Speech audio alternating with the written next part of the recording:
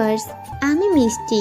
আমাদের ভিডিওগুলোর নোটিফিকেশন সবার আগে পেতে চাইলে নিচে থাকা সাবস্ক্রাইব বাটন ক্লিক করে পাশে থাকা বেল আইকন এক্ষুনি প্রেস করে রাখুন। আর আমাদের ভিডিওগুলিতে লাইক দিয়ে শেয়ার করতে মোটেও ভুলবেন না।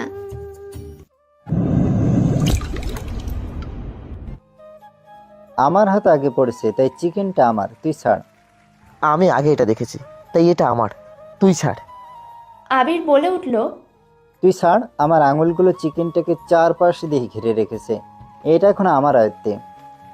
এরপর বিহান বলে উঠল, আর আমার আঙ্গুলগুলান তোর হাত খাড়ে চারপাশ দিয়া ঘিরা হালাইছে। ভালো চাস তো আত্মসমর্পণ কর। আদিত্য এদের কাণ্ড দেখে বলতে লাগলো, কি করছিস তোরা এইসব? বাচ্চাদের মতো লড়াই করছিস একটা চিকেনের জন্য? কি তোরা এখনো কি 1971 সালে যুদ্ধ শুরু করে দিবি নাকি? আবির বলে উঠল, শুধু বিশ্বযুদ্ধ না ভাইয়া, দরকার পড়লে এখানে ডব্লিউ শুরু করে দেব। আসমান ফেটে যাক বা ভূমি ফেটে যাক, দরকার পড়লে লাশের ঢের লাগিয়ে দেব, দরকার পড়লে রক্তের বন্যা বইয়ে দেব, তবু আমি এই চিকেন আজকে নিয়েই ছাড়বো। বিহানের নেতাদের মতো করে আন্দোলন সুরে বলতে লাগলো, হ, একেবারে কারেক্ট কইছস। আমি তোর লোকে সহমত। এবারের সংগ্রাম চিকেন পাওয়ার সংগ্রাম, এবারের সংগ্রাম লেগ পিস জেতার সংগ্রাম। রক্ত যখন দিয়েছি রক্ত আরও দিব, চিকেন পিস পাইয়ে ছাড়বো ইনশাআল্লাহ। এই বলে দুজনে চিকেন পিস নিয়ে টানাটানি শুরু করে দিল। বাকি লোকগুলো কেউ বা বিহানকে সাপোর্ট করছে, কেউ বা আবিরকে।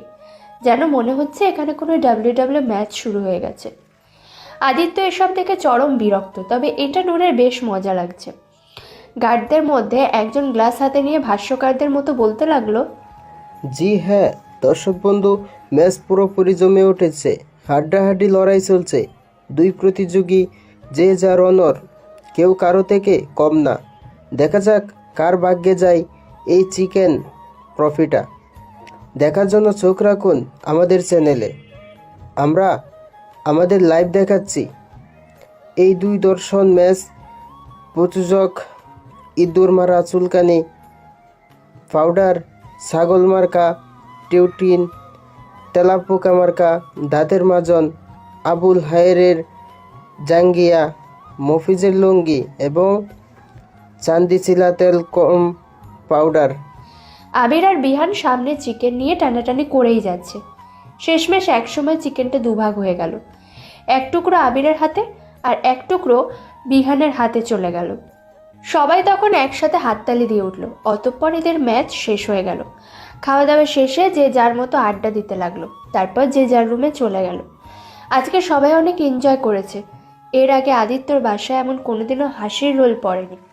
আজকে ওদের বিয়ের 1 মাস পূর্ণ হলো, আর তার সেলিব্রেটটা তারা ভালো করেই করলো ওরা।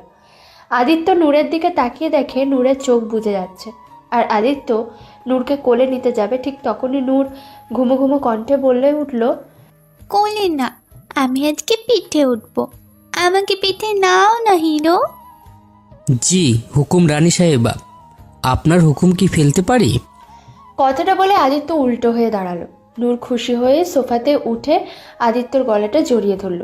2 পা দিয়ে আদিত্য কোমর পেঁচিয়ে ধরে পিঠের উপর বসলো। আদিত্য 2 হাত দিয়ে নূরের পা দুটো চেপে ধরে যাতে নূর পড়ে না যায়। তারপর নূরকে পিঠে নিয়েই ওভাবে সিঁড়ির উপর দিয়ে যেতে লাগলো। নীলা নিজের রুমে গিয়ে পাতলা একটা টি-শার্ট বার করে পরে নিল। আয়নার সামনে দাঁড়িয়ে চুল আঁচড়াচ্ছিল।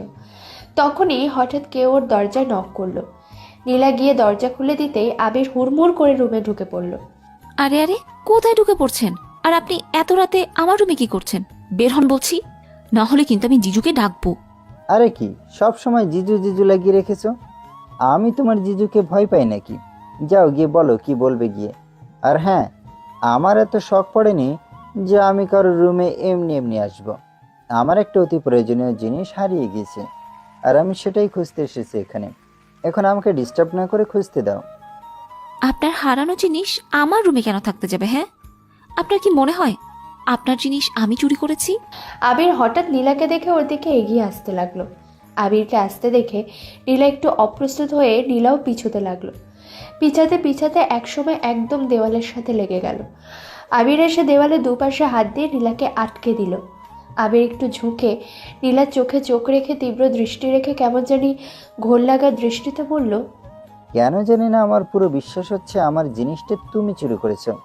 ভালোই ভালোই আমার জিনিসটা আমাকে ফিরিয়ে দাও, না হলে তোমারটা আমাকে দিয়ে দাও। দেখুন, বরাবরের মতো আবির আর নীলার পুরো কথা শেষ না হতেই বলতে লাগলো, দেখাও I love you too. See, আমি কিছু মনে করব না। এই একদম ফালতু কথা বলবেন না। কি এমন আপনার জিনিস চুরি হয়েছে, হ্যাঁ, যে এভাবে আমাকে চোর বলছেন?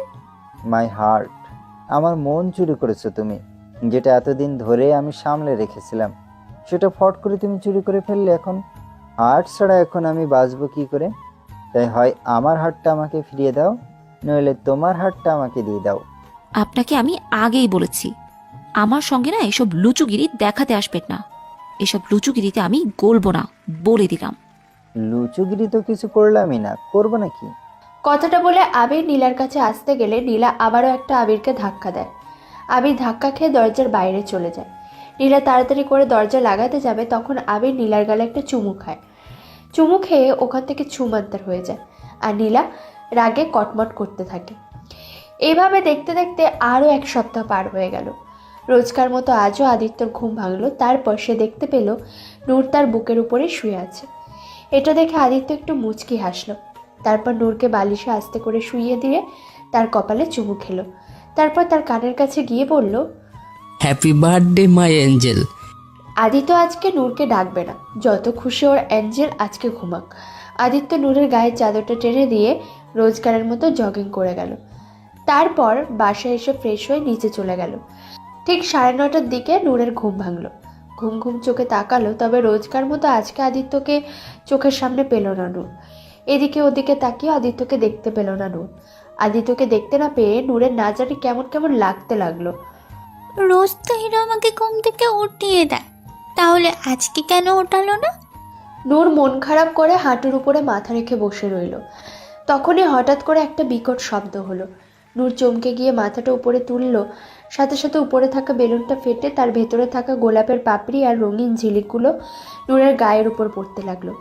নূর প্রথমে অবাক হয়ে কতক্ষণ তাকিয়ে রইল, কিন্তু কিছুক্ষণ পরে ফুলের পাপড়ি দেখে খুশিতে লাফিয়ে উঠল।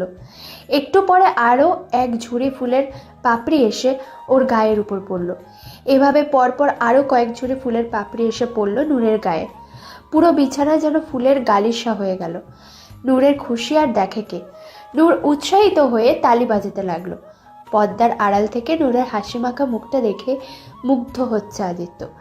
একটু পরে আদিত্য আড়াল থেকে বেরিয়ে এসে বলল, হ্যাপি বার্থডে টু ইউ। নূরের গালে হাত দিয়ে বলল, শুভ জন্মদিন নূর।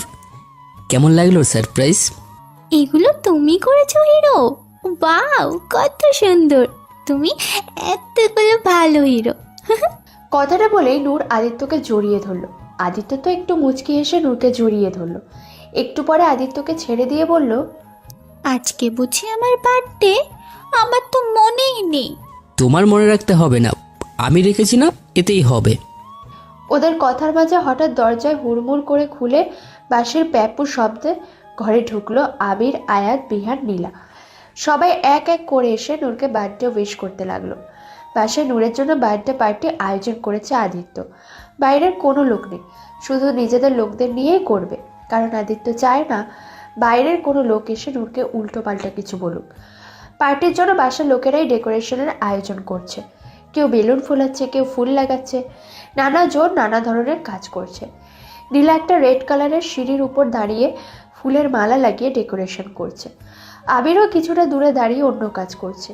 নীলাকে দেখে বরাবরের মতো ওর মাথায় দুষ্টু পোকা কামড়ালো। আবির গিয়ে সিঁড়ির পাশে দাঁড়ালো। নীলা সেটা দেখতে পায়নি। নীলা তো উপরে তাকিয়ে কাজ করছে। আবির হাত দিয়ে সিঁড়িটা একটু ধাক্কা দিল। ধাক্কা দেওয়ার সিঁড়িটা একটু নড়ে উঠল। হঠাৎ করে এমন হওয়ায় নীলা তার ব্যালেন্সটা ঠিক রাখতে পারলো না। ব্যালেন্স হারিয়ে পড়ে যেতে লাগলো। তবে পড়ে যাওয়ার আগে আবির নিচ থেকে নীলাকে কোলে তুলে নিল। নীলার দিকে তাকিয়ে বাঁকা হেসে বলল, বাহ মিস কচি বিয়ান, এখন আমি কিছু বললে আমি লুচি হয়ে যাব, তাই না? আর তুমি যে সব সময় ইচ্ছে করেই আমার আলিঙ্গন পেতে চাও, তার বেলায় কিছুই না, তাই না? দিন নেই, দুপুর নেই, সন্ধ্যা নেই, লোকজন আছে কিনা সেটা দেখারও বেলায় নেই, আমাকে দেখলেই শুধু গায়ে ঢলে পড়তে ইচ্ছে করে, তাই না? এখন তুমি নিশ্চয়ই বলবে যে তুমি ইচ্ছা করে পড়োনি, ভুল হয়ে গেছে, তাই না? আমাদের মাঝে কোইন্সিডেন্সটা একটু বেশি হয়ে যাচ্ছে না? বাই দ্য ওয়ে, তোমার যদি এত ইচ্ছে হয় তাহলে আমাকে বলতেই পারো। এভাবে বাহানা বানানোর কি দরকার? তুমি বললে আমি মধ্যরাতেও তোমার সেবায় উপস্থিত হব। দেখুন, যথারীতি আবির নীলার কথা শেষ না করেই বলতে লাগলো, এইখানে দেখাতে হবে না, মানে বলছিলাম যে এখানে তো সবাই আছে, চলো রুমে গিয়ে দেখাবে। কথাটা বলে আবির নীলার হাত ধরে নিয়ে যেতে গেলে নীলা ছট করে হাতটা আবিরের হাত থেকে ছাড়িয়ে নেয়। ব্যাস, অনেক হয়েছে। আপনি কিন্তু আমার সীমা ছাড়িয়ে যাচ্ছে। আরে সীমাকে এখন কেন ছেড়ে দেব? সীমাকে, তাকে তো আমি সেই 1 বছর আগে ছেড়ে দিয়েছি। বিরক্তিকর। নীলা রাগে গটগট করে সেখান থেকে চলে গেল। আর আবির হাসতে হাসতে শেষ, কারণ এই মেয়েটাকে তার বিরক্ত করতে বেশ ভালোই লাগে। আয়াত এতক্ষণ থেকে আবির আর নীলার কাহিনী দেখছিল। যদিও ওদের কথাবার্তা কিছু শুনতে পায়নি, তবে ওদেরকে দেখে আয়াতের মাথায় একটা বুদ্ধি এলো। আয়াতের থেকে কিছুটা দূরে বিহান কাজ করছিল। আয়াত তো সিঁড়িতে দাঁড়িয়ে ফুল লাগাচ্ছিল। আয়াত নিজে নিজে পড়ে যাওয়ার ভান করে কিছুটা উচ্চস্বরে বিহানকে শুনিয়ে শুনিয়ে বলতে লাগলো, আমি পড়ে যাচ্ছি, কেউ আমাকে বাঁচাও। আয়াত আর চোখে তাকিয়ে দেখলো বিহান ওর দিকে আসছে। ও তো মনে মনে লুঙ্গি ডান্স দিল। বিহানকে ওর কাছে আসতে দেখে আয়াত চোখ বন্ধ করে নিল। নিজে নিজে আল্লাহর নাম নিয়ে পড়ে যেতে লাগলো। চোখ বন্ধ করে সে অনুভব করলো সে নিচে পড়েনি, কারণ শক্ত বাহুতে সে আটকে আছে। তার মানে ও বিহানের কোলে পড়েছে। কথাটা ভাবতেই আয়াতের খুশিতে অজ্ঞান হয়ে যাওয়ার মতো অবস্থা। আয়াত খুশি মনে চোখ খুলে তাকালো তার হিরোর দিকে। চোখ তুলে তাকাতেই আয়াতের মুখটা বেলুনের মতো ফুটুস করে ফুটে গেল। আয়াতকে কোলে নেওয়ার ব্যক্তিটির দিকে তাকিয়ে আয়াত ভ্যাবাচাকা খেয়ে গেল। এটা তো বিহার না, এটা তো গার্ড। আয়াতকে কোলে নিয়ে দাঁড়িয়ে আছে আর আয়াতের দিকে তাকিয়ে আবালের মতো দাঁত বের করে হাসছে। আয়াত এক লাফে গার্ডের কোল থেকে নিচে নামলো। আয়াত পাশে তাকিয়ে দেখলো বিহান একটা ফুলের টপ ওঠাচ্ছে, কারণ বিহান ওকে ধরার জন্য না, এই টপটা ওঠানোর জন্য এসেছিল। আয়াতের বুক ছিঁড়ে এক হতাশার নিঃশ্বাস বেরিয়ে এলো। বেচারা কি ভেবেছিল আর কি হয়ে গেল? লোকটার কি তাকে চোখেই পড়ে না? সত্যি কি তার মনে কোনো অনুভূতি জাগাতে পারবে না আয়াত? সত্যি কিনা মনটা তার এতটাই পাথর হয়ে গেছে? মনে মনে ভাবলো আয়াত। আদে নূরের জন্য দাঁড়িয়ে ওয়েট করছে।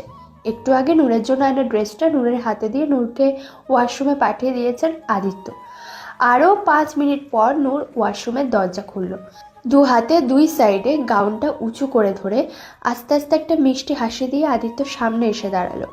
আদিত্য ভাবতেই পারছে না যে এই ড্রেসটাতে নূরকে এতটা সুন্দর লাগবে। এটা ওর ভাবনারও বাইরে। আমাকে কেমন লাগছে হিরো? এমন কোন কি ভাষা আছে যে ভাষা দিয়ে তোমার রূপের প্রশংসা করতে পারবো? মানে? মানে আমার অ্যাঞ্জেলটাকে আজ অনেক অনেক বেশি সুন্দর লাগছে। সত্যি? হ্যাঁ, একদম সত্যি। এখন এসো, আমি তোমাকে রেডি করিয়ে দিই। আদিত্য নূরকে আয়নার সামনে বসিয়ে নূরকে সাজিয়ে দিতে লাগলো। চোখে কাজল আর ঠোঁটে হালকা লিপস্টিক লাগিয়ে দিল। নূরের চুলগুলো আঁচড়িয়ে পনিটেল করে দিল। নূরের কানে আর গলায় ছোট ডায়মন্ডের একটা নেকলেস আর দুল পরিয়ে দিল। সব শেষে নূরের মাথায় একটা ডায়মন্ডের পাথর বসানো একটা ক্রাউন লাগিয়ে দিল। ক্রাউনের সাথে লাগানো পাতলা সাদা ওড়না কাপড়টা নিচ থেকে অনেক অবধি ঝুলে পড়ল। সাজানোর পরে অবাক দৃষ্টিতে আদিত্য নূরের দিকে তাকিয়ে রইল। নিজের চোখের উপরে ভয় লাগছে, আবার নিজেরই না নজর লেগে যায়। আমার অ্যাঞ্জেলটা আজ সত্যিকারের পরি হয়ে গেছে। সন্ধ্যা 7:30টায় আদিত্য নূরের হাত ধরে নূরকে নিচে নামিয়ে আনছে আস্তে আস্তে করে। নিচে সবাই হাঁ করে তাকিয়ে আছে ওদের দিকে। দুজনকে একসাথে কত সুন্দর মানিয়েছে, যেন মেড ফর ইচ আদার। নূরের মা বাবা এসেছে আজ। সবাই খুশি হলেও শরীফা বেগম নূরের এত খুশি সহ্য করতে পারছে না। শরীর জ্বলে যাচ্ছে তার। সে তো এখানে আসতেই চাইছিল না। আশরাফ রহমান আর ছেলে মেয়েদের চাপে এখানে আসতে হয়েছে তাকে। নূর ওর বাবা মার কাছে এসে বলতে লাগলো, বাবা, মা, দেখো আমাকে কত সুন্দর লাগছে। এগুলো সব হিরো আমার জন্য এনেছে। সুন্দর না? হ্যাঁ নুরিমা, তোমাকে অনেক সুন্দর লাগছে, একদম পরীদের মতো। হিরো তাই বলেছে, আমাকে নাকি একদম পরীর মতো লাগছে। তোমার হিরোটা অনেক ভালো, তাই না? হ্যাঁ হ্যাঁ, হিরো আমার এত এত এত বেশি ভালো। একটু পরে কেক কাটা শুরু হবে। আদিত্য একটা ইয়াব বড় কেক নিয়ে এসেছে নূরের জন্য। নূর এত বড় কেক দেখে খুশিতে হাততালি বাজাচ্ছে। আদিত্য নূরের উপর হাত রেখে কেক কাটতে লাগলো। সবাই হাতে তালি বাজিয়ে হ্যাপি বার্থডে উইশ করতে লাগলো। নূর প্রথমে কেক নিয়ে আদিত্যকে খাইয়ে দিতে লাগলো, তারপর ওর বাবা মাকে। এক এক করে সবাই যে যার মতো কেক খেতে লাগলো। নীলা এক পিস কেক নিয়ে খেতে যাচ্ছিল, অমনি আবির এসে ফট করে নীলার থেকে কেকটা নিয়ে খেয়ে ফেললো। এটা কি হলো? কি হবে, কিছু হওয়ার জন্য তো আগে কিছু করতে হবে, তাই না? আমি কি তেমন কিছু করেছি? বাই দ্য ওয়ে চিপকালি, আজ কিন্তু তোমাকে চরম লাগছে, একদম অ্যাটম বম। তুমি রাজি থাকলে আমরা এখনই কিছু করতে পারি, আমি কথা দিচ্ছি। তারপর ঠিক 9 মাস পরে তোমার এটা ওটা একটা কিছু হয়েই যাবে। কথাটা বলেই আবির চোখ মারল। ফালতু কথা বলবেন না একদম, অসভ্য লোক। আপনি আমার কেক খেলেন কেন? হ্যাঁ, কেকের কি অভাব পড়েছে যে আমারটাই খেতে হবে আপনাকে? কেকের তো অভাব নেই জানেমান, শুধু মহব্বতের অভাব, আর সেটা তোমার কাছে আছে। দাও না একটু ভালোবাসা। তখনই সাউন্ড বক্সে গান বাজতে শুরু করলো। তখনই নীলা একটা বাঁকা হেসে বলল, মোহাব্বত চাই আপনার, তাই না? দেখাচ্ছি আপনাকে। কথাটা বলে নীলা আবিরের হাত ধরে ডান্স ফ্লোরে নিয়ে গেল। আবিরও খুশি হয়ে নীলার সাথে এলো। ডান্স ফ্লোরে এসে হঠাৎ নীলা কোমর বেঁকিয়ে আবিরকে ধাক্কা মেরে ফেলে দিল। বিহান আর আদিত্য আবিরের অবস্থা দেখে হাসতে হাসতে ফেটে যাচ্ছে। বিহান একটু পরে আবিরের কাছে গিয়ে বলল, হুদাই যে কেন পাঙ্গা নিবার যাস? দেখলি তো মাইয়া গোর কেলমা, মাইয়া গো এক কলা দেয় খায়, তো ওই অবস্থাই হয়েছে। আর বাকি কলা দেখলে তো তোর পৃথিবীর পুরা ইতিহাস হয়ে যাইব। হাসো হাসো, আপনাগো টাইম আয়েগা, আর আমিও দেখব এই আবির কি জিনিস। সবাই হাসি আনন্দ করলেও শরীফা বেগমের কিছুই সহ্য হচ্ছে না। তার উপরে আবার আবিরকে নীলা ধাক্কা দিয়ে ফেলে দিয়েছে, সেটা দেখে আরও বেশি রাগ হচ্ছে। মনে মনে ভাবছে এই 3rd ক্লাস মেয়েটা আবার আবিরকে পটানোর চেষ্টা করছে না তো? না না, এটা হতে দেওয়া যাবে না। আমার ছেলেকে ওই মেয়ের জালে কিছুতেই পড়তে দেওয়া যাবে না। নীলা একটু ফ্রেশ হওয়ার জন্য উপরের রুমে এসেছিল, তখনই শরীফা বেগম ওর রুমে হনহন করে ঢুকে পড়ল। আপনি এখানে? কোনো দরকার ছিল? তোমার মতো 2 টাকার মেয়ে আমার আবার কি হেল্প করবে? তোমরা তো দেখছি একদম গভীর জলের মাছ। 2 বোন ভালোই প্ল্যানিং করে এসছো, তাই না? একদম ন্যাকামি করবে না। তোমাদের এই মাসুম চেহারা দেখে অন্য কাউকে ভোলাতে পারবে, আমাকে না। তোমরা কি ভেবেছিলে তোমাদের প্ল্যানিং আমি বুঝতে পারবো না? একটা বোন পাগল সেজে আগে থেকেই আদিকে হাতে করে ফেলেছে, আর এখন তুমি আবার আমার ছেলের পেছনে পড়েছো ওকে নিজের জালে ফাঁসানোর জন্য, তাই না? তোমাদের মা বাবা দেখছি তোমাদেরকে ভালোই ট্রেনিং দিয়েছে কিভাবে বড় ঘরের ছেলেদের বশ করতে হয়। ব্যাস, অনেক বলেছেন আপনি, আর অনেক শুনেছি আমি। আমি মুখ বুঝে আপনার এসব কথা শুনছি, তার মানে এই নয় যে আমি দুর্বল। আপনি শুধু চাচি বলে আমি কিচ্ছু বলছি না, তবে আপনি আমার মা বাবাকে নিয়ে কোনো বাজে কথা বললে আমি সেটা কিছুতেই সহ্য করব না। নিজেকে আপনি কি মনে করেন? হ্যাঁ, আরে আপনি আমার বাবা মার নামে কিছু কথা বলার আগে আপনি নিজের দিকে একবার দেখুন। আপনার মতো মহিলার ভিতরে এক রূপ আর বাহিরে আর এক রূপ। আরে এতই যখন আপনার ছেলেকে নিয়ে প্রবলেম, তাহলে আপনার ছেলেকে গিয়ে বলুন না আমার পেছনে না ঘুরতে। আমি যাইনি ওর পেছনে, ও এসেছে আমার পেছনে। পারলে নিজের ছেলেকে শাসন করুন, তারপর অন্য কাউকে বলতে আসবেন। আমার বইয়ে গেছে না আপনার ছেলের পেছনে যেতে। আশা করি বুঝে গেছেন, এখন আপনি আসতে পারেন। নূরের বার্থডে 1 সপ্তাহ পার হয়ে গেছে। এই 1 সপ্তাহ নীলা যতটা পেরেছে আবিরের কাছ থেকে দূরে দূরে থেকেছে। আবির যে সময় এই বাসায় আসে সেই সময় নীলা তার রুমে গিয়ে দরজা বন্ধ করে থাকতো, আর কোনো কারণেই সামনে থাকলে কোনো কথা বলতো না। আবির কিছু বললে সে চুপ করে থাকে, আর আবির কিছু বললে তার প্রতি উত্তরে সে কিছুই বলে না। প্রথম প্রথম আবির ব্যাপারটা অতটাও খেয়াল করেনি। আজকালও ভালোভাবে বুঝতে পারছে যে নীলা ওকে ইচ্ছাকৃতভাবে অ্যাভয়েড করছে, কিন্তু এমন করার কারণটাও বুঝতে পারছে না ও। মেয়েটার হঠাৎ কী হলো? সবই তো ঠিক ছিল, তাহলে হঠাৎ কেন মেয়েটা ইগনোর করছে? মেয়েটার ইগনোর করাটা তাকে যে ভীষণভাবে পোড়াচ্ছে, এটা কি সে বুঝতে পারছে না?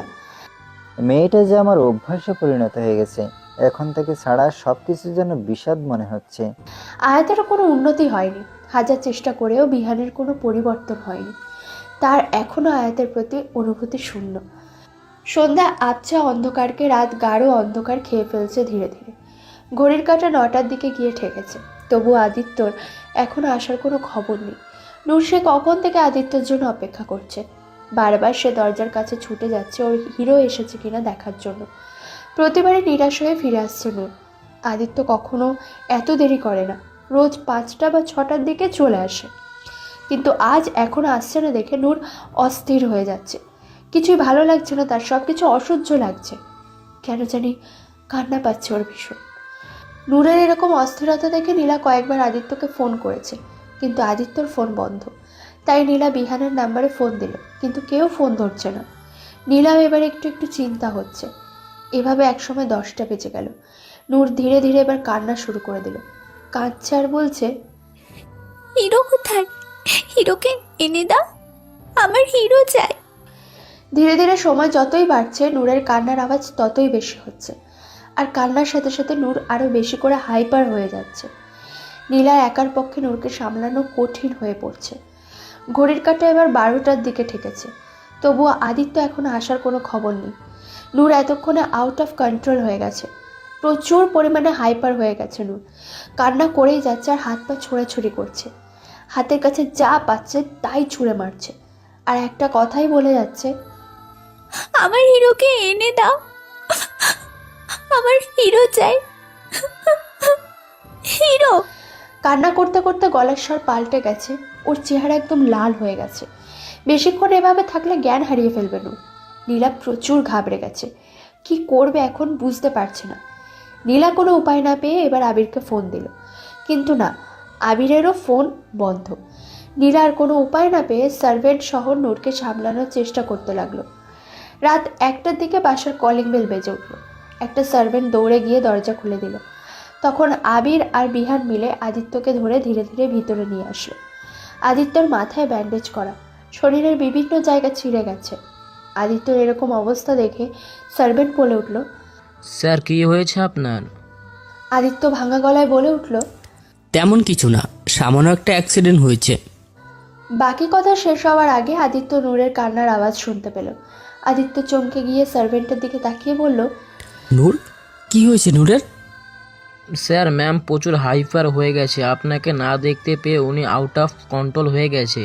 ওনার অবস্থা অনেক ব্যতিগত হয়ে যাচ্ছে, ওনাকে কিছুতেই সামলানো যাচ্ছে না। নূরের অবস্থার কথা শুনে আদিত্য সেই মুহূর্তে নিজের কথা ভুলে গেল। আবির আর বিহারকে ছাড়িয়ে আঘাত পাওয়া শরীরে দৌড়ে যেতে লাগলো নূরের কাছে। আদিত্য এলোমেলো পায়ে দৌড়ে ওর রুমে এসে দেখলো ও নূরের অবস্থা খুবই খারাপ। নীলা আর সার্ভেন্টরা মিলে ওকে ধরে আছে, আর একটু হলেই নূর জ্ঞান হারিয়ে পড়ে যাবে।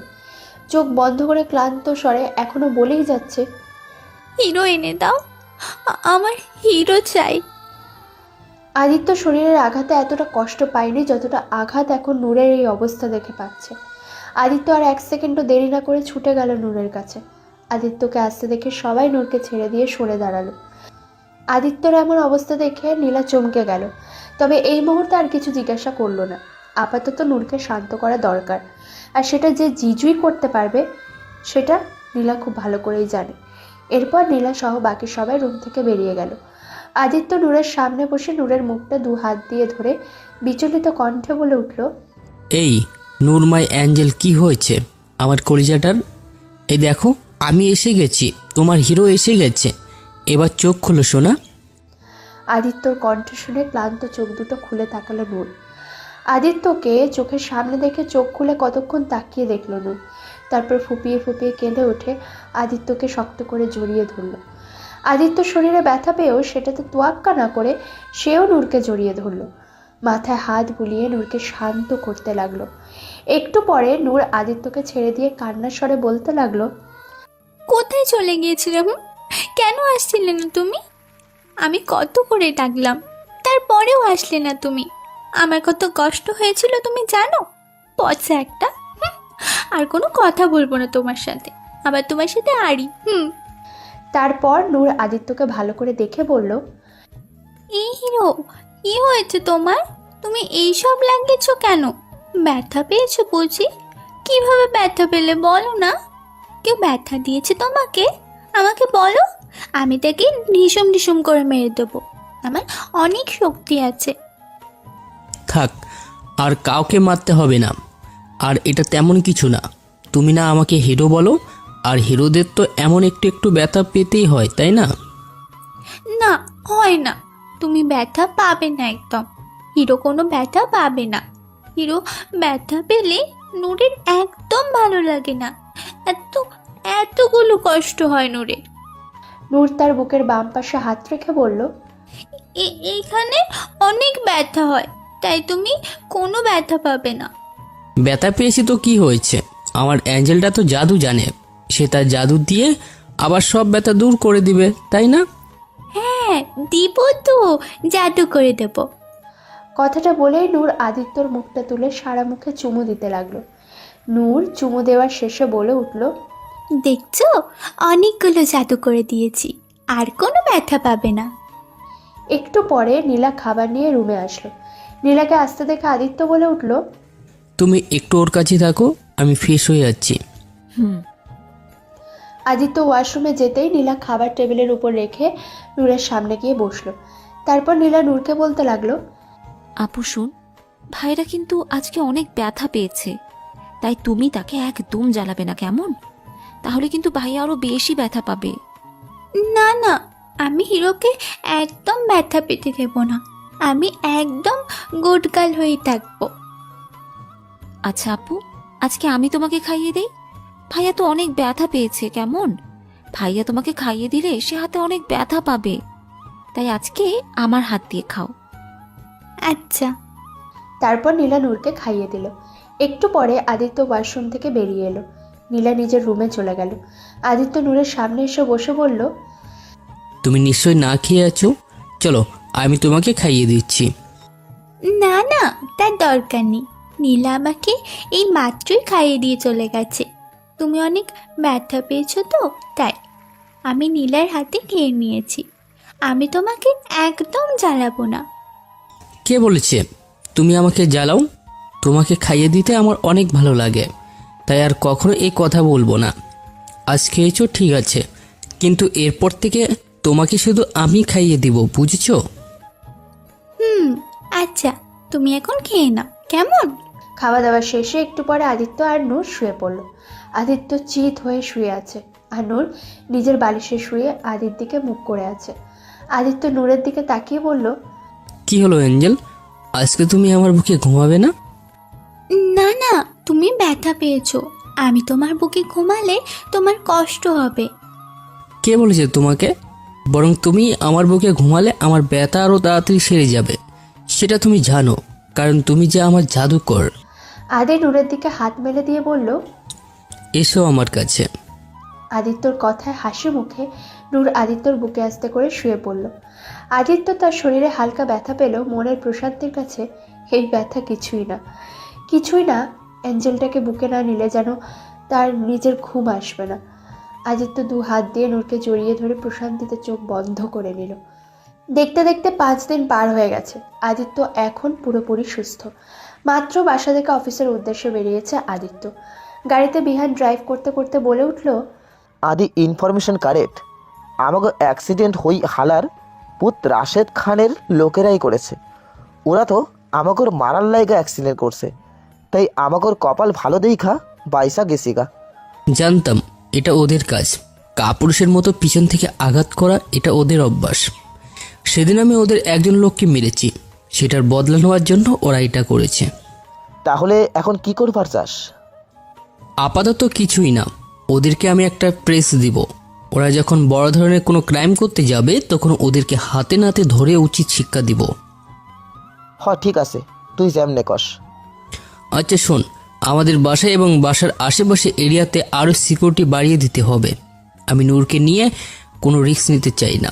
আমার শত্রুরা আমার কোনো ক্ষতি করতে না পেরে নূরের ক্ষতি করার চেষ্টা করবে, তাই আমাদের আগে থেকে প্রস্তুত থাকতে হবে। টেনশন লইস না, সব হইয়া যাইব গা। অনেকক্ষণ হলো আবির এসেছে। সে নূরের সাথে বসে বসে আড্ডা দিচ্ছে, আর এদিকে ওদিকে তাকিয়ে নীলাকে খুঁজছে। আজ তো মেয়েটার সঙ্গে তোর কথা বলতেই হবে। মেয়েটার কি হয়েছে সেটা তার আজকে তোকে জানতেই হবে, তা না হলে কিছুতেই শান্তি পাচ্ছি না। এইসব ভাবনার মাঝে আবির দেখলো নীলা ছাদে যাচ্ছে কাপড় শুকানোর জন্য। এটা দেখে আবির নূরকে বলল, ভাবি ডল, তুমি খেলা করো, আমি এখনই আসছি। আচ্ছা। আবির 1 পা 2 পা করে ছাদের দিকে দৌড় দিল। ছাদে এসে আবির ছাদের দরজা ঠাস করে বন্ধ করে দিল। নীলা কাপড় মেলে দিচ্ছিল। ছাদের দরজার আওয়াজের শব্দে দরজার দিকে তাকালো। আবিরকে এখানে দেখে একটু চমকে গেল নীলা।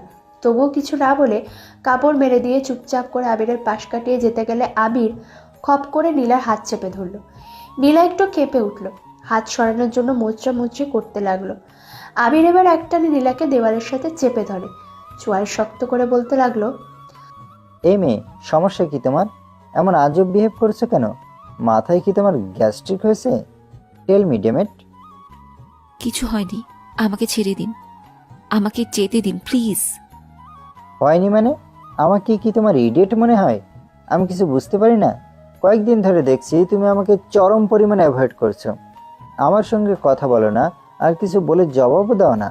আমি যতক্ষণ এই বাসায় থাকি তুমি নিজের রুমে বসে থাকো। কেন করছো এমন? কিছু কি হয়েছে বলো? আমার কোনো কাজে তুমি যদি আমার উপরে নারাজ হয়ে থাকো তাহলে সেটা আমাকে বলো। এভাবে ইগনোর করছো কেন? আপনি আমার তেমন কিছুই হন না যে আপনার উপর আমি নারাজ হব। এটা আমার লাইফ, আমি যেমন খুশি তেমন থাকবো। এটা নিয়ে কোনো কৈফিয়ত আপনাকে দেওয়ার কোনো প্রয়োজন বোধ মনে করছি না। আমি যাই করি না কেন তাতে আপনার কি? আমার কি, তাই না? তুমি বোঝো না আমার কি? এতটাও তুমি অবুঝ না যে আমার মনের কথা তুমি বোঝো না। তুমি দেখতে পাচ্ছ না তোমার ইগনোর আমাকে কতটা পড়াচ্ছে? ভালোবাসি তোমাকে নিজের থেকেও বেশি। অনেক হয়েছে। কি পেয়েছেনটা কি আপনারা? হ্যাঁ, আমাকে কি কোনো খেলার পুতুল পেয়েছেন যে যা খুশি তেমন করে যাবেন আমার সঙ্গে? ছেলে এসে আমাকে ভালোবাসার কথা বলবে আর মা এসে আমার পরিবারকে নিয়ে যা খুশি তাই বলে চলে যাবে? এটা কি আপনাদের মা ছেলের কোনো খেলা নাকি? এক মিনিট, এক মিনিট। তার মানে মা তোমাকে কিছু বলেছে, তাই না? কি বলেছে মা তোমাকে? আপনি সেটা আপনার মাকে গিয়ে জিজ্ঞেস করুন। আর হ্যাঁ, আমার কাছ থেকে দূরে থাকুন। এটা আমার বোনের বাসা, আমি শুধু এখানে আমার আপুর জন্য আছি। আমি চাই না আমার জন্য এই বাসার কোনো সমস্যা হোক। তাই প্লিজ আমাকে আর জ্বালাবেন না দয়া করে। কথাগুলো বলে নীলা চলে যেতে লাগবে। আবির আবার নীলার হাত ধরে টান দিয়ে নিজের সাথে আটকে নিয়ে বলল, যাওয়ার আগে ভালো করে শুনে যাও। আমার মা তোমার সঙ্গে খারাপ ব্যবহার করেছে, তার জন্য আমি অনেক দুঃখিত। প্লিজ পারলে ক্ষমা করে দিও। তাই বলে যে তুমি আমার কাছ থেকে ছাড়া পেয়ে যাবে সেটা কখনোই ভেবো না। আবির রহমানের ভালোবাসা এত সস্তা না যে একটা ঠুনকো কারণে সব কিছু শেষ হয়ে যাবে। ভালো তো আমাকে বাসতেই হবে, মিস কচিলঙ্কা। কথাটা বলে আবির নীলার গালে একটা চুমু দিয়ে সোজা দরজা খুলে বেরিয়ে গেল। আর নীলা সেখানেই তো হাওয়া হয়ে আবিরের কথাগুলো ভাবতেই লাগলো। শরীফা বেগম ড্রয়িং রুমের সোফাতে বসেছিলেন আর আশরাফ রহমান অফিসে গেছে। তখনই আবির ওখানে হনহন করে গেল। শরীফা বেগমের দিকে তাকিয়ে শক্ত গলায় বলল, তুমি কি বলেছো নীলাকে? এটা কি ধরনের ব্যবহার? আবির মায়ের সঙ্গে কিভাবে কথা বলতে হয় তা কি তুমি ভুলে গেছো? Tell me. আবিরের এত রাগ দেখে শরীফা বেগম চমকে গেলেন। কেননা এত বছরে আবিরের এমন রাগ কখনো দেখেননি শরীফা বেগম। কি বলবো, ওদের থার্ড ক্লাস মেয়েদেরকে যা বলার দরকার তাই বলেছি। ওরা পুরো প্ল্যানিং করে আদিকে ফাঁসিয়ে এই পাগল মেয়েকে ওর গলায় ঝুলিয়ে দিয়েছে। এখন আবার তাদের ছোট মেয়েকে লাগিয়ে দিয়েছে আমার ছেলের পেছনে। ভাবতে পারিস কত বড় ধান্দাবাজ ওরা। ওয়াও মা, ইউ আর গ্রেট। সত্যি তুমি আজ একটা প্রবাদ বাক্য সত্যি করেই দিলে, যে যেমন মানুষ তার কাছে সবাইকে তেমনই মনে হয়। আবির, কি বলছো তুমি? ভুলে যেও না তুমি তোমার মায়ের সম্পর্কে কথা বলছো। আফসোস মা, এটাই তো আমি করতে পারি না, বলতে পারি না যে তুমি আমার মা, যে মা নিজের স্বার্থের জন্য সব কিছু করতে পারে। আবির, চিৎকার করে লাভ নেই মা। তুমি কি ভেবেছো কিছুই জানি না আমি? সব বুঝি আমি, সব। তুমি যখন নূর ভাবিদেরকে সহ্য করতে পারো না সেটা কি আমি বুঝি না ভেবেছো? কি বলতে চাও তুমি? তুমি ভালো করেই জানো আমি কি বলতে চাই। আয়াত হয়তো ছোট ছিল তাই হয়তো ওর কিছু মনে নেই, তবে আমার সব কিছুই মনে আছে মা। কিভাবে তুমি আদি ভাইকে ছোটবেলাতে অত্যাচার করতে, আর সবই আমার মনে আছে। আদি ভাই নিজের কষ্ট কখনো কাউকে বলতো না। সে ঘরের এক কোণাতে বসে বাবা মায়ের ছবি বুকে জড়িয়ে নিয়ে কান্না করত। আমি দেখেছি ভাইয়ের সেই অসহায়ত্ব, আর তার কষ্ট দেখে আমি নিজেই কান্না করে ফেলতাম। কিন্তু তোমার মতো পাষাণ মন কখনোই গলত না। কেউ কতটা পাষাণ হলেই একটা মা বাবা মরা একটা এতিম ছেলেকে কষ্ট দিতে পারে, সেই মা ভাবতে আমার শরীরে কাঁটা দিয়ে ওঠে। কথাগুলো বলতে বলতে আবির কান্না করে দিল, চোখের পানি মুছে আবারও বলে উঠল, আর আজ ভাইয়ের যখন টাকা পয়সা হলো, আর এখনই তোমার ভাইয়ের প্রতি দরদ উদলে উঠলো। তুমি কি ভেবেছো আমি কিছুই বুঝি না? তুমি ভেবেছিলে সারা জীবন ভাইয়ের টাকায় আয়েশ করবে আর তার সম্পত্তি নিজের করে নেবে, কিন্তু যখনই ভাইয়া বিয়ে করলো তখনই তোমার সেই স্বপ্ন ভেঙে যেতে শুরু করলো। তাই তো তোমার এত রাগ, সেজন্য তুমি ভাবির আর তার পরিবারকে সহ্য করতে পারো না। ঠিক বলছি না? দেখো, এমন কিছু না, আর আমি যা করেছি তা তোমাদের ভালোর জন্যই করছি। টু হেল ইওর ভবিষ্যৎ। এমন ভবিষ্যৎ আমি লাথি মারি। আমাকে কি নিজের মতো স্বার্থপর ভেবেছো নাকি? কখনোই না। আমাকে তুমি নিজের মতো কখনোই ভাববে না। একটা কথা কান খুলে ভালো করে শুনে রাখো মা, আমার বউ যদি কেউ হয় তাহলে সেটা নীলাই হবে, আর কেউ না। আর আমাকে তোমার কন্ট্রোলে রাখার মোটেও চেষ্টা করবে না। শেষমেশ ছেলেকেও হারাবে তুমি, কথাটা মনে রেখো। কথাটা বলেই আবির হনহন করে বেরিয়ে গেল। শরীফা বেগম রাগে কিরমির করতে লাগলো। আজ ওই মেয়েটার জন্য তার ছেলে তার সঙ্গে এমন ব্যবহার করে চলে গেল। সব ওই পাগল মেয়েটার জন্য হয়েছে। ওই মেয়েটাকে তো আমি কিছুতেই ছাড়বো না। এদিকে আবিরের সব কথা আয়াত উপর থেকে শুনেছে। ওর বিশ্বাসই হচ্ছে না যে ওর মা সত্যি এরকম। এই জন্য বুঝি বিহান ওর মাকে নিয়ে সবসময় কটু কথা শোনায়। রাত 10টা। আদিত্য আর নূর একটু আগে ডিনার করে রুমে এসেছে। আদিত্যর একটু পানি পিপাসা পেয়েছে, তাই সে পানি ঢেলে মাত্র মুখে দিয়েছে, তখনই নূর হঠাৎ করে বলে উঠল, আচ্ছা হিরো, ঠোঁটটা কি খাওয়া যায়? বেচারা আদির গলায় পানি আটকে গেল নূরের কথা শুনে। মানে? বলছি যে ঠোঁট কি খাওয়া যায়? ঠোঁট খেতে কেমন লাগে? ওটা কি কবে আমি? তুমি কোথা থেকে শুনছো এসব? ঠোঁট কি কখনো খাওয়া যায় নাকি? হ্যাঁ যাই তো। আমি না আজ দেখেছি টিভিতে, একটা ছেলে আর একটা মেয়ে একজন আরেকজনের ঠোঁট কাটছিল।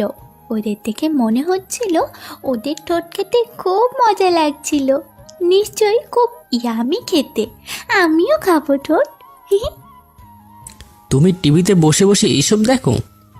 হ্যাঁ দেখি তো, তাতে কি হয়েছে? তাতে অনেক কিছু হয়েছে। এসব পচা জিনিস, এসব দেখতে হয় না। আর খবরদার এইসব জিনিস আর দেখবে না। কেন দেখবো না? পচা জিনিস কোথায় পেলে এখানে? ওরা তো কত পরিষ্কার ছিল, একদম পচা ছিল না। আমি তো দেখবই। আর এখন আমি ঠোঁট খাবো। আচ্ছা আমি তোমার ঠোঁট খাই কেমন? কথাটা বলেই নূর আদির ঠোঁটের দিকে এগিয়ে আসতে লাগলো। আদিত্যর এবার চোখ দুটো কোটর থেকে বেরিয়ে আসার অতিক্রম। বেচারা ঢোক গিলে তড়িৎ গতিতে উঠে বলল, এই একদম না, কি করছে এসব? একদম না, ভালো করে বসো। আদিত্যর কথায় নূর মুখ গোমরা করে বিছানায় বসে পড়ল। আর আদিত্য একটা স্বস্তির নিঃশ্বাস ছাড়ল। দেখো অ্যাঞ্জেল, এসব করতে হয় না। তোমার এসব করার সময় হয়নি এখনো। তো কখন আসবে সময়? সেটা তো জানি না। যখন আসবে তখন তুমি নিজেই বুঝতে পারবে। আমি জানি তুমি এমনি বলছো এসব। আমাকে ঠোঁট খেতে দেবে না তো, তাই এসব বলছো। আমি বুঝি, বুঝি না আমি সব কিছু বুঝি। আমি অনেক ইন্টেলিজেন্ট, ঠিক আছে? তুমি ঠোঁট কেটে না দিলে দুনিয়াতে কি তোমার একারই ঠোঁট আছে? আর কারো নেই বুঝি? আমি অন্য কারো ঠোঁট খাবো। কথাটা শোনার সাথে সাথে আদিত্যর মাথা আগুন উঠে গেল। আদিত্য রাগের কারণে নূরের মানসিক অবস্থা ভুলে গিয়ে নূরকে ধমক দিয়ে বলল, শাট আপ ইডিয়েট! কি আবল তাবল বলছো এসব? আর কখনো এসব কথা বলবে না, ধরে একটা আচার মেরে দেব। আদিত্যর ধমক শুনে নূর কান্না শুরু করে দিল। আমাকে বকা দেয়, পচা একটা পচা হিরো। এমনিতে আমাকে ঠোঁট খেতে দিল না, আর আমাকে বকা দেয়। পচা পচা একটা। তোমার সাথে কোনো কথা নেই। আমি খুব সরি সোনাবাকি, আমি তোমাকে বকা দিতে চাইনি। আসলে তোমার এই কথাটা শুনে আমার রাগ উঠতে গিয়েছিল, তাই বকা দিয়ে ফেলেছি। এই দেখো, কান ধরছি, আর হবে না এমন। হিরো অনেকগুলো সরি, প্লিজ ক্ষমা করে দাও। তাকাও না আমার দিকে অ্যাঞ্জেল। ঠিক আছে, ক্ষমা না করলে কি করার। ভেবেছিলাম কালকে অ্যাঞ্জেলের জন্য রসমালাই নিয়ে আসবো, কিন্তু অ্যাঞ্জেল তো কথাই বলতেছে না। তাহলে কি করে আনবো? সত্যি রসমালাই আনবে? আনবো, তুমি তো আমাকে মাফই করছো না। না না, মাফ করে দিয়েছি তো। লড়াই লড়াই ফিল্টুস, আমি আর তুমি জানটুস। এরই মধ্যে 1 মাস পার হয়ে গেছে। আবির সেদিন ওর মার সঙ্গে রাগারাগি করে আদিত্যর বাসায় চলে এসেছে। সেদিন থেকে আবির এই বাসাতেই আছে। আদি 2-1 বার জিজ্ঞাসা করেছিল যে বাসায় সব ঠিক আছে কিনা। আবির বলেছে সব ঠিক আছে। ভাবি দলের সঙ্গে সময় কাটাতে ভালো লাগে, তাই আদিত্য আর মাথা ঘামায়নি। আর নূর আবিরের সঙ্গে অনেক হাসি খুশি থাকে। দুজনে তো একই প্রকৃতির লোক, তাই তো ওদের দুজনের মিল বেশি। আবির নূরের সঙ্গে আড্ডা দেওয়ার সাথে সাথে নীলার পেছনে পড়ে থাকে। তার সঙ্গে খুনসুটি করে তাকে মানানোর নানা রকম চেষ্টা করে। নীলা এখন অনেক চেষ্টা করে, আবিরকে অ্যাভয়েড করতে পারে না। নীলা উপরে উপরে রাগ দেখালেও ভিতরে ভিতরে আবিরের জন্য টান অনুভব করে। সেদিন আয়াত এসে নীলার সঙ্গে কথা বলেছিল, আর নীলার পাশে বসে শান্তভাবে বসে বলেছিল, দেখো নীলা, আমি জানি আমার মা তোমার সঙ্গে অনেক খারাপ ব্যবহার করেছে, তার জন্য আমি অনেক দুঃখিত। তাই বলে তুমি মায়ের শাস্তি ভাইয়াকে দেবে, এটা কিন্তু ঠিক না। তুমি কি জানো, সেদিন ভাইয়া তোমাকে নিয়ে মায়ের সঙ্গে অনেক প্রতিবাদ করেছে আর বলেছে বিয়ে করলে সে তোমাকেই বিয়ে করবে আর কাউকে না। আমি জানি তুমি হয়তো ভাইয়াকে ভরসা করতে পারছো না, ভাইয়াকে হয়তো তোমার ক্যারেক্টারলেস মনে হচ্ছে।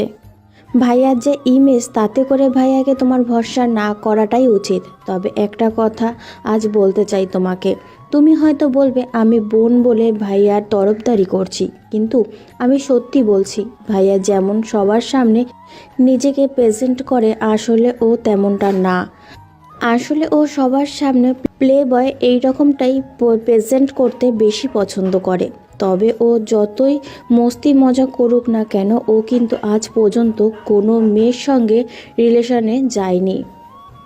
হ্যাঁ, মেয়েদের সঙ্গে ফ্ল্যাট করে, মাস্তি করে, শুধু এগুলো ফান করেই করে।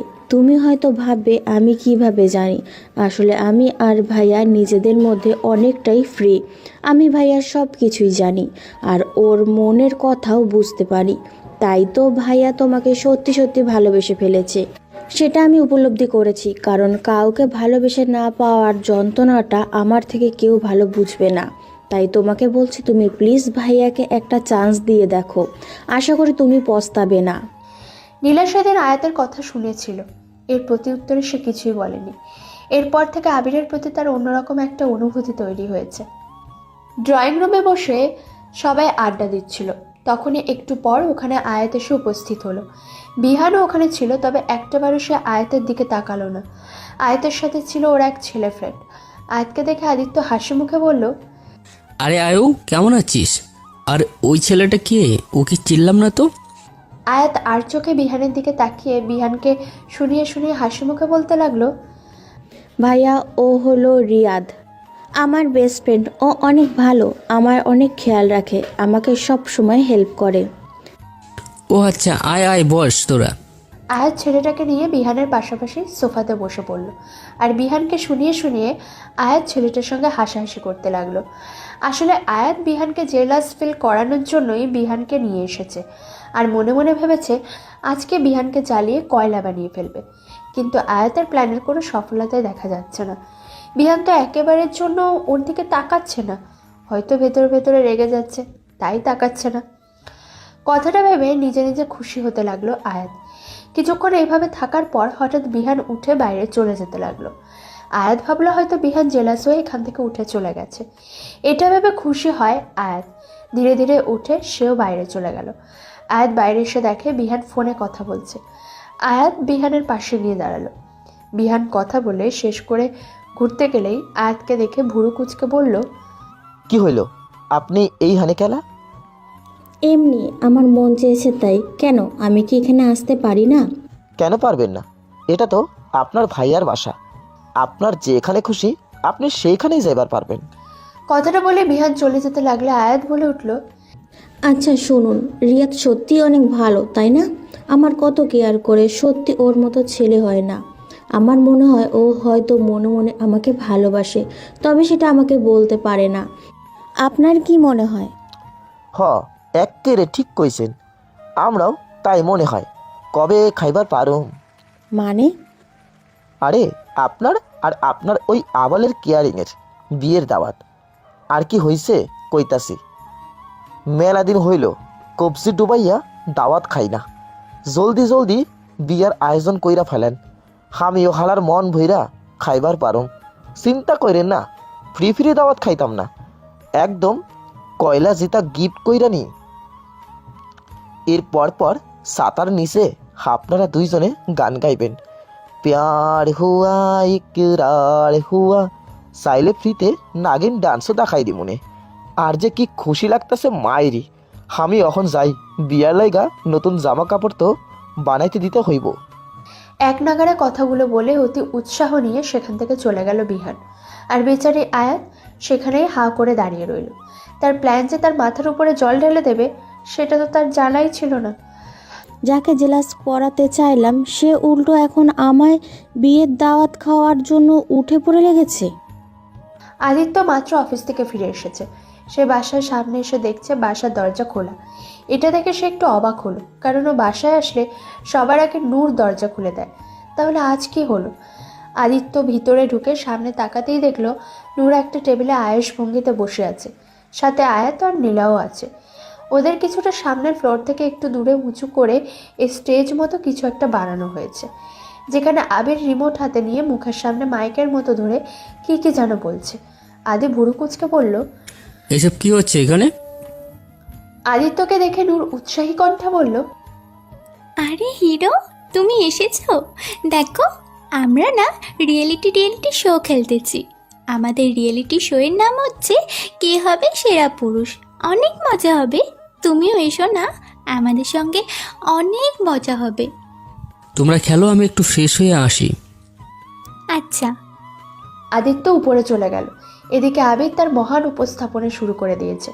রিমোট মুখের সামনে দিয়ে মাইকের মতো করে ধরে বলল, তো সাহেবান ওর মেহেরবান কদরদান আর পাটদান, সুলতান নূরজাহান, শাহরুখ খান, সালমান খান, যে আমার কথা বুঝেন নাই সে উগান্ডায় গিয়ে লাথি খান।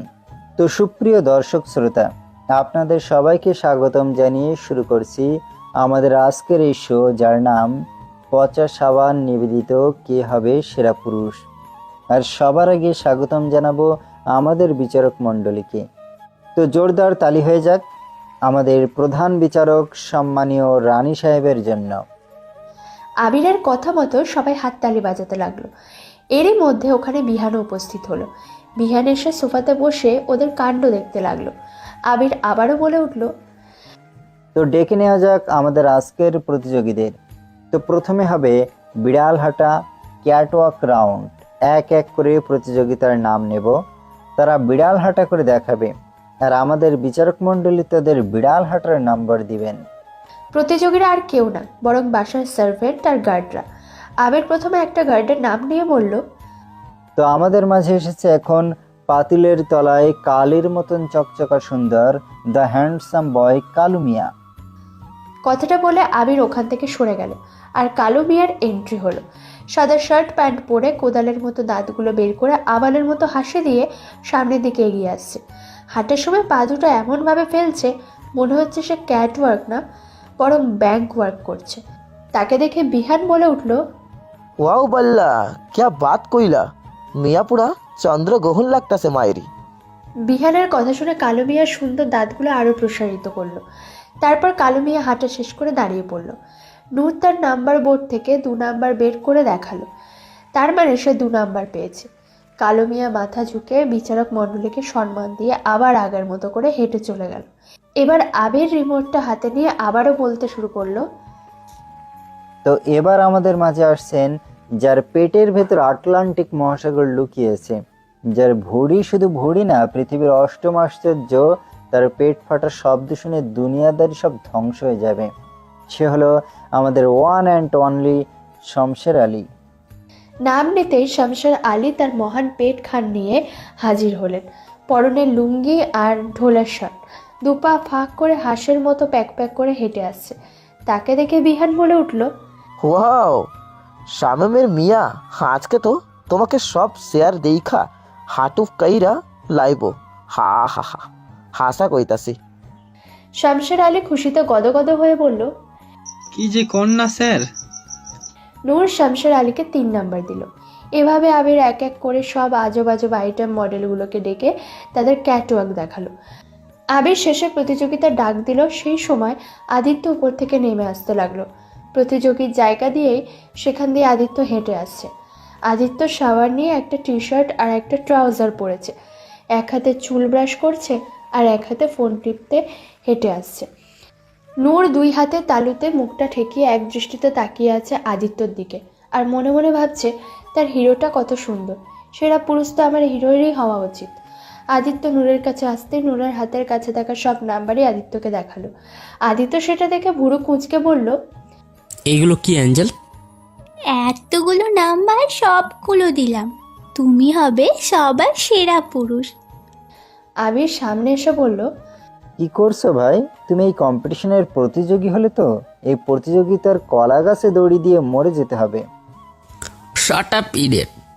আমি কেন প্রতিযোগিতা হতে যাব? আমি তো এমনিতেই এখানে এসেছিলাম। তবুও তাও ভালো। আদিত্য গিয়ে সোফাতে বসে পড়ল। আবির আবারও বলতে লাগলো, তো দর্শকবৃন্দ, আমাদের এই রাউন্ড শেষ হয়ে গেছে। তো এখন আমাদের দ্বিতীয় রাউন্ড শুরু হবে। আর দ্বিতীয় রাউন্ডে আমাদের প্রতিযোগীদের নিজেদের ট্যালেন্ট দেখাতে হবে। আর সবার প্রথমে আসতেছে কালু মিয়া। আর কালু মিয়া তার মধুর কণ্ঠে আমাদের একটি গান শোনাবে। তালিয়া। একটু পরে কালু মিয়া স্টেজে এসে হাতে গ্লাস ধরে মাইকের মতো করে তার ফাটা বাঁশের মতো সুরেলা কণ্ঠে গেয়ে উঠল। কালু মিয়ার এরকম দুর্ধর্ষ কণ্ঠ শুনে পুরো বাড়ি যেন কেঁপে উঠল। সবাই 2 হাতে কান চেপে ধরে তাকে থামাতে লাগলো। কালু মিয়া থেমে গেল। সবাই যেন স্বস্তির নিঃশ্বাস ফেলল। এরপরে এলো শামশের আলী। সে এসে ডান্স শুরু করে দিল। তার ড্যান্সের তাড়নায় বাড়িতে যেন ভূমিকম্প শুরু হয়ে গেল। সবাই যে যার চেয়ার ধরে পড়ে যাওয়া হাত থেকে নিজেকে বাঁচানোর চেষ্টা করলো। তারপরে এলো আরেকজন, সেও এসে অভিনয় শুরু করে দিল। আবির অ্যাকশন বলতে লোকটি ড্রামাটিকভাবে বলে উঠল, চৌধুরী সাহেব, আমি আপনার মেয়েকে ভালোবাসি। আমি একজন সত্যিকারের প্রেমিক। আমার ভালোবাসা টাকা দিয়ে কেনা যায় না। আপনি ভাবলেন কি করে আপনার এই সামান্য 10 টাকার কাছে আমি আমার ভালোবাসা বিক্রি করে দেব? হ্যাঁ, তবে 5 লাখ হলে ভেবে দেখতে পারি। আসলে আমার ভালোবাসা একটু হাই লেভেলের, তো তাই মূল্যও বেশি। আগের চৌধুরী সাহেবের সাথে 40 লাখেরও বেশি অফার করেছিল। আপনি 50 দিলে ডিল ডান করতে পারি। বিহান 2 আঙ্গুল মুখে ঢুকিয়ে শীষ বাজিয়ে বলল, জিও মামা, কি ডায়লগ ঝাড়তাছো মাইরি! একদম খাপে খাপ মাইকার বাপ। এরপরে আরও কিছু আওলা ছাওলা ট্যালেন্ট প্রদর্শন হলো। এরপর এলো তৃতীয় রাউন্ড। এই রাউন্ডে সবাইকে বিচারকদের প্রশ্নের উত্তর দিতে হবে। সবার আগে কালু মিয়াকে নূর প্রশ্ন করলো, আচ্ছা, তুমি পড়াশোনা কতদূর করেছো? কালু মিয়া বলে উঠল, রানী সাহেবা, এই এপ্রিল পর্যন্ত পড়ছি। এপ্রিল পর্যন্ত আবার কি করে পড়ে? আর হয়েছে কি, আমার বাপ মা জানুয়ারিতে ভর্তি করেছিল স্কুলে, আর এপ্রিলে উল্টা মাস্টার আমার মায়ের স্কুল থেকে বের করে দিছে। এর লাগে এপ্রিল পর্যন্ত পড়ছি। এবার আরেকজনকে নীলা বলল, আচ্ছা, আপনি আপনার নিজের সম্পর্কে কিছু বলুন। লোকটি হঠাৎ করে ন্যাকা কান্না সুরে বলতে লাগলো, ম্যাডাম, কি কমু, আমার জীবনটা অনেক কষ্টের ম্যাডাম। আমি অনেক কষ্ট কইরা এত দূরে আইছি। আপনি জানেন ম্যাডাম, আমার এতটাই গরিব যে আমার তো 8 মাসেই জন্ম হয়ে গেছিল। আর জন্মের দিন আমি কান্দা হয়েছিলাম। ভাবতে পারবেন কত গরিব ছিলাম। আমার এতটাই গরিব যে জীবনে একখানের বেশি বিয়ে করতে পারি নাই। খুব কষ্ট আমার।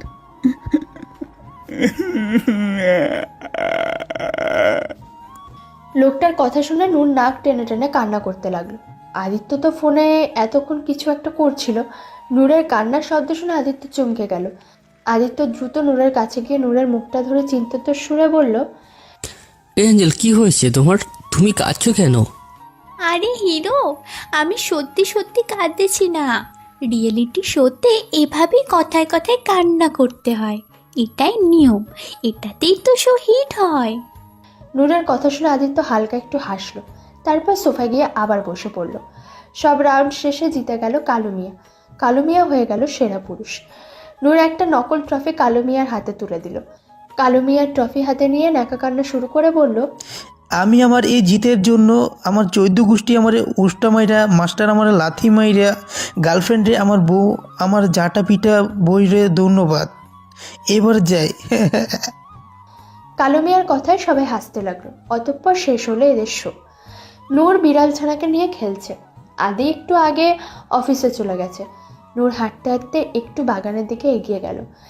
বাগানে গিয়ে হঠাৎ নূর দেখলো মিনু আন্টি ওদের বাসায় কেয়ারটেকার রহিম চাচাকে নিজের হাতে খাইয়ে দিচ্ছে, আর হাত পাকা দিয়ে বাতাস করছে, আবার শাড়ির আঁচল মুখেতে দিয়ে লাজুক লাজুক হাসছে। একটু পরে মিনু আন্টি বাসায় আসলে নূর গিয়ে জিজ্ঞেস করলো, আচ্ছা, তুমি রহিম চাচাকে খাইয়ে দিচ্ছিলে কেন? উনি কি হাত দিয়ে খেতে পারে না? আসলে উনি আমার স্বামী, যেমন আদিত্য বাবা তোমার স্বামী। ও, আসলে ওনার খুব শখ হচ্ছিল আমার হাতে খাওয়ার, তাই আর কি। আগে যখন আমি গ্রামে থাকতাম তখন ওনার জন্য এভাবেই আমি খাবার নিয়ে যেতাম। উনি আমার হাতে খাওয়ার শখ করতেন। ও, আর আরও কি কি করতে হয় তোমায়? তারপর মিনু আন্টি সব কিছু বললো। তারপর নূর বলল, আচ্ছা, সব বউকে কি এমনই করতে হয়? হ্যাঁ, তাহলে স্বামীরা বউয়ের প্রতি খুশি থাকে। ও, সন্ধ্যা একটু পরে আদিত্য অফিস থেকে বাসায় ফিরে আসলো। নূর গিয়ে দরজা খুলে দিল। আদিত্য মুচকে এসে সামনে তাকাতে টাসকি খেয়ে গেল। বেচারা তো পুরোই বাকরুদ্ধ হয়ে গেছে। ওর তো বিশ্বাসই হচ্ছে না যে ওর সামনে নূর শাড়ি পরে দাঁড়িয়ে আছে। শাড়ি পরে বললে ভুল হবে, কোনো রকমে গায়ে পেঁচিয়ে আছে, একটু হলেই খুলে পড়ে যাবে। নূর মাথায় ঘোমটা দিয়ে নিচের দিকে তাকিয়ে আছে। নূরের এরকম উদ্ভাট কাণ্ড দেখে আদি ভুরু কুচকে ফেলল। নূর একটু লাজুকতা নিয়ে বলে উঠল, ওগো, তুমি এসে গেছো? ওগো। নূর আদিত্যর পায়ে হাত দিতে গেলে আদিত্য ছিটকে গিয়ে বলল, এই কি করছো অ্যাঞ্জেল? এই কি করছো শোনা, থামো এবার। এই, তুমি সরে যাচ্ছ কেন? তুমি পা দুটো সামনে আনো, আমি সালাম করব তো। সালাম না করলে আমি ভালো বউ হব কিভাবে? ভালো বউ? হ্যাঁ, ভালো বউ। আমি এতদিন পচা বউ ছিলাম, তবে এখন আমি শিখে গেছি কি করে ভালো বউ হতে হয়। তাই আজ থেকে আমি ভালো বউ হয়েই থাকবো। তাহলে তুমি আমার উপর অনেক খুশি হবে। কে বলেছে তোমাকে এসব করতে? আর তোমাকে এসব করতে হবে না, তুমি তো এমনিতেই লক্ষ্মী বউ। না, আমি বলেছিলাম না আমি ভালো বউ হব, মানে ভালো বউ হব। দেখো, তুমি যদি আমাকে ভালো বউ না হতে দাও তাহলে কিন্তু আমি এক্ষুনি কান্না করে দেবো, এই আমি বলে দিলাম। ওকে ওকে, ঠিক আছে, কান্না করো না, তোমার যা খুশি তাই করো, তবুও কান্না করো না প্লিজ। ঠিক আছে, তাহলে তুমি কিন্তু নড়বে না একটু। এটা বলেই নূর আদির পায়ে সালাম করতে লাগলো, আর আদিত্য দাঁড়িয়ে রইল। সালাম করা শেষে নূর আবার সেরকম মাত্রাতিক লজ্জার সুরে বলল, ওগো, তুমি ফ্রেশ হয়ে এসো, আমি খাবার দিচ্ছি। খাবার বেড়ে দিবে মানে? দেখো অ্যাঞ্জেল, তুমি কিন্তু একদম কিচেন রুমে ঢুকবে না, বলে দিলাম। কিচেন রুমে অনেক ছুরি কাছি থাকে, তোমার হাত কেটে যাবে, আবার আগুন থাকে, খবরদার কিচেন রুমে যাবে না। দেখ, আমাকে ভালো বউ হতে দেয় না, খেলবই না তোমার সঙ্গে, পচা একটা। ওকে ওকে, রাগ করো না, তোমার যা খুশি তাই করো, আমি কিছু বলবো না। সত্যি? ঠিক আছে, তাহলে তুমি যাও, ফ্রেশ হয়ে এসো। আদিত্য আর কিছু না বলে উপরে চলে গেল। আজকে তার বউয়ের মাথায় এসব কোথা থেকে আসলো সে বুঝতে পারছে না। নূর আদিত্যর জন্য খাবার বাড়তে লাগলো। একটু পরে আদিত্য ফ্রেশ হয়ে নিচে নেমে এলো। আদিত্য এসে দেখলো নূর আগের মতোই মাথায় ঘোমটা দিয়ে শাড়ির আঁচল মুখে টেনে লাজুক ভঙ্গিতে দাঁড়িয়ে আছে। আদিত্য কাছে আসতেই নূর বলে উঠল, ওগো, বসো, খেয়ে নাও। নূরের মুখে ওগো হ্যাগো শুনে আদিত্যর প্রচুর বিরক্ত লাগছে। নূরের মুখে ওর হিরো ডাকটাই ভালো লাগে, কিন্তু কিছুই করার নেই। নূরকে বারণ করলে সে কান্না করে দেবে। আদিত্য আর কিছু না বলে একটা চেয়ার টেনে বসে পড়ল। নূর একটা চেয়ারে বসে আদিত্যকে খাবার সার্ভ করে দিতে লাগলো। নূর খাবার বেড়ে দিয়ে একটা হাত পাখা নিয়ে আদিকে বাতাস করতে লাগলো, কিন্তু অবুঝ নূর হাত পাখার মাথাটা নিচের দিকে ঘুরিয়ে বাতাস করছে, আর সেই বাতাস তার নিজের গায়ে লাগছে। এসি করা বাসায় নূরকে হাত পাখা দিয়ে বাতাস করতে দেখে আদিত্য মাথা হেলিয়ে হাসলো। আদিত্য ভাত মেখে নূরের সামনে ধরতে নূর বলে উঠল, না না, আগে তুমি খাবে তারপর আমি। আগে স্বামীদের খেতে হয়। এখনো নূর, দেখো এটা নিয়ে কিন্তু আমি কোনো কথা শুনতে চাই না। আগে তুমি খাবে, তারপর। তা না হলে কিন্তু আমি সত্যি সত্যি আমি তোমার উপর অনেক রেগে যাব। তুমি কি সেটা চাও বলো? না। তাহলে মুখ খোলো। নূর আর কথা না বাড়িয়ে হাঁ করে খাবার মুখে তুলে নিল। খাওয়া দাওয়া শেষে আদি রুমে এসে বেডে হেলান দিয়ে রেস্ট নিচ্ছে। তখনই হঠাৎ পায়ের উপর কারো ছোঁয়া অনুভব করলো। আদিত্য চোখ খুলে দেখলো নূর ওর পায়ের উপর হাত দিয়ে পা টিপে দিচ্ছে। আদিত্য এক লাফে উঠে বলল, এঞ্জেল কি করছো? দেখো অনেক হয়েছে, আর এসব করতে হবে না। এখন এসব বন্ধ করো প্লিজ। আরে না না, কি বলছো? এখন তো সব কিছু শেষই হয়নি। ভালো বউয়েরা এভাবে স্বামীর পা টিপে দেয়, তাই আমিও দেব। তুমি চুপ করে বসে থাকো, তা না হলে কিন্তু আমি আবারও কান্না করে দেবো। অনেক হয়েছে অ্যাঞ্জেল, আমার কলিজাটা। এবার তো থামো। তোমাকে এভাবে দেখতে আমার একদমই ভালো লাগছে না। তুমি কি চাও আমি কান্না করি? না। তাহলে এখনই চোখ বন্ধ করো প্লিজ। দেখো তুমি যেমন আছো তেমনি তোমাকে পছন্দ আমার। আমি তোমাকে এভাবে পেয়ে অনেক খুশি। তোমাকে আর কোনো পরিবর্তন হতে হবে না। আমার যদি এমনই বউ দরকার হতো তাহলে আমি আগেই এইরকম বউ বিয়ে করতাম। তোমাকে বিয়ে করতাম না, তুমি যেমন আছো তেমনই দেখে আমি তোমাকে বিয়ে করেছি, কারণ আমার যে এই নিষ্পাপ পরিটাকে চাই। তোমাকে এসব করার দরকার নেই, বুঝেছো অ্যাঞ্জেল? আদিত্য মুচকে হেসে নূরের কপালে চুমু দিয়ে নূরকে বুকে জড়িয়ে নিয়ে ঘুমিয়ে পড়ল। নূর তার বিড়াল ছানাকে নিয়ে খেলা করছে। তখনই আবির নূরের পাশে এসে বসে বলল, শোনো ভাবিডল, আজ আমরা অনেক বড় একটা মিশনে নেমে পড়ব, বুঝেছো? সত্যি? কি মিশন? মিশন হচ্ছে বিয়াইন পটাও। বিয়াইন পটা? হ্যাঁ, বিয়াইন পটাও মিশন। এবারের সংগ্রাম বিহানকে পটানোর সংগ্রাম। এবারের সংগ্রাম বিহানকে মানানোর সংগ্রাম। টাইট যখন দিয়েছি, টাইট আরও দিব, তবু বিহানকে মানিয়েই ছাড়বো ইনশাল্লাহ। আচ্ছা ভাবিডল, তুমি কি চাও না তোমার বোন এই বাড়িতে সব সময় থাকুক? হ্যাঁ হ্যাঁ, চাই তো। নীলাকে ছাড়া আমার একটু ভালো লাগবে না। তাহলে তোমার বোনকে মানাতে আমাকে হেল্প করো। তারপর তুমি যেমন আদি ভাইয়ের বউ হয়ে এই বাড়িতে থাকো, তেমনই তোমার বোন নীলা ও আমার বউ হয়ে এই বাড়িতে সব সময় থাকবে, বুঝেছো? সত্যি? বাও, তাহলে তো আরো মজা হবে। আমরা সবাই একসঙ্গে থাকবো। ইয়ে। হ্যাঁ ভাবিডল, অনেক মজা হবে, কিন্তু তার আগে আই লাভ ইউ বলতে হবে। দুজন দুজনকে আই লাভ ইউ না বললে তো আর হবে না। তাই? হ্যাঁ ভাবিডল। ও আচ্ছা ভাবিডল, এখন আমার প্ল্যান শোনো। তারপর নূরকে আবির সব বুঝিয়ে বলল। তারপর দুজনে হাইফাই করলো। তাদের প্ল্যান মতো নীলাকে একটু পরে নূর ছাদে নিয়ে এলো। ছাদে এসে মাঝ বরাবর দাঁড়াতে নীলার মাথার উপর থেকে ফুলের পাপড়ি ঝরে পড়তে লাগলো। নীলা অবাক হয়ে এদিক ওদিক তাকাতে লাগলো। নূর কিছুটা দূরে হাসি মুখে তালি বাজাতে লাগলো। একটু পরে আবির নীলার সামনে হাঁটু কেড়ে বসে একগুচ্ছ লাল গোলাপ নীলার দিকে বাড়িয়ে বলল, I love you Nila, I really love you very much, please accept me. I love you, I swear I will never disappoint you, please give me one chance. Nila বলে উঠল, তা এরকম প্রপোজাল কয়জনকে করেছেন শুনি? অনলি ইউ নীলা, আমি সত্যি বলছি নীলা, এর আগে আমি কখনো কাউকে প্রপোজ করিনি। আমি সত্যি তোমাকে ভীষণ ভালোবাসি। আরে যান যান, অনেক দেখেছি আপনাদের মতো। আজকে একজনকে তো কাল আরেকজনকে ভালোবাসি বলা, এইটা হলো আপনাদের এক ধরনের পেশা। আমার সামনে এসব করে কোনো লাভ হবে না। আমি এসবে গল্প না।